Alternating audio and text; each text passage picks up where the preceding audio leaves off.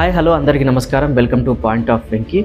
నిన్నటి నుంచి ఈ వార్త అయితే చాలా బాధాకరంగా అనిపిస్తుంది, మనసంతా కలిచివేస్తుంది. ఒక ఫోటో చూస్తుంటేనైతే ఎందుకు ఇట్లా జరిగింది అనేది మస్తు ఆలోచిస్తేనే బాధగా అనిపిస్తుంది. రీసెంట్గా పెళ్లి చేసుకున్న అమ్మాయి తన భర్తను కోల్పోయింది. అసలు ఎందుకు కోల్పోయింది, ఏం జరిగింది, ఆ క్షణంలో ఏం జరిగిందో అర్థం కాక ఏడవాలా లేకపోతే గొంతు చించుకొని అరవాలా అర్థం కాని పరిస్థితిలో ఆమె భర్తను పట్టుకొని అట్లా చూస్తూ ఉండిపోయింది. అది చూస్తుంటే చాలా బాధ అనిపిస్తుంది. ఈ సంఘటన గురించి మాట్లాడే ముందు తనికెళ్ళభరణి గారు ఎప్పుడో రాసుకున్న కవిత గురించి మనం మాట్లాడుకోవాలి.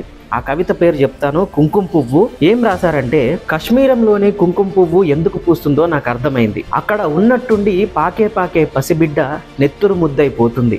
సామగానం చేసే కశ్మీరీ పండితుల కంఠాల్లోంచి వేదం ఆగి రుధిరం బయటికి వస్తుంది. అక్కడ రేపు పల్లకీలెక్కి ఊరేగాల్సిన పెళ్లి కొడుకు ఇవాళే పాడెక్కుతారు. ఆ లోయలో హిమాలయాలు సైతం మూర్తీభవించి వైధవ్యాల్లా ఉంటాయి. భరతమాత కిరీటం ఒరుసుకుని నిరంతరం అక్కడ నెత్తురోడుతూ ఉంటుంది. బుద్ధుడు కూడా కళ్ళు నోరు మూసుకుని మళ్ళీ అంతర్ముఖుడవుతాడు అని రాశారు తనికెళ్ళభరణి గారు. నిజమే కదా, కొత్తగా పెళ్ళైన జంటలోంచి ఒక పిట్టను రాల్చేసినట్టు, జంట పక్షుల్లోంచి ఒక పక్షిని రాల్చేసినట్టు కాల్చేశారు. ఇప్పుడు ఆ అమ్మాయి ఏం చేస్తుంది?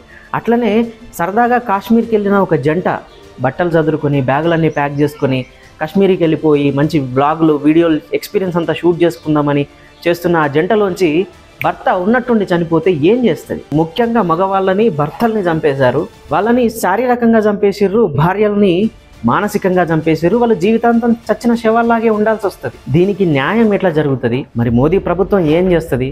ఆ రోజు పుల్వామా అటాక్లో జరిగినట్టు దానికి ప్రతీకారంగా సర్జికల్ స్ట్రైక్ ఇమ్మీడియట్గా తీసుకున్నట్టు దీనికి ఏమన్నా తీసుకుంటారా? సరే, ఇవన్నీ పక్కన పెడితే అసలు మతం పేరు మీద, కులం పేరు మీద ఎట్లా చంపుతారండి మనుషుల్ని? అసలు ఏం జరుగుతుంది మన భారతదేశంలో? ఎందుకు ఇవన్నీ సంఘటనలు జరుగుతున్నాయి? ఐడి కార్డులు చెక్ చేసి వాళ్ళు వాళ్ళ మతానికి చెందిన వాళ్ళు కాకపోతే కాల్ చేశారు.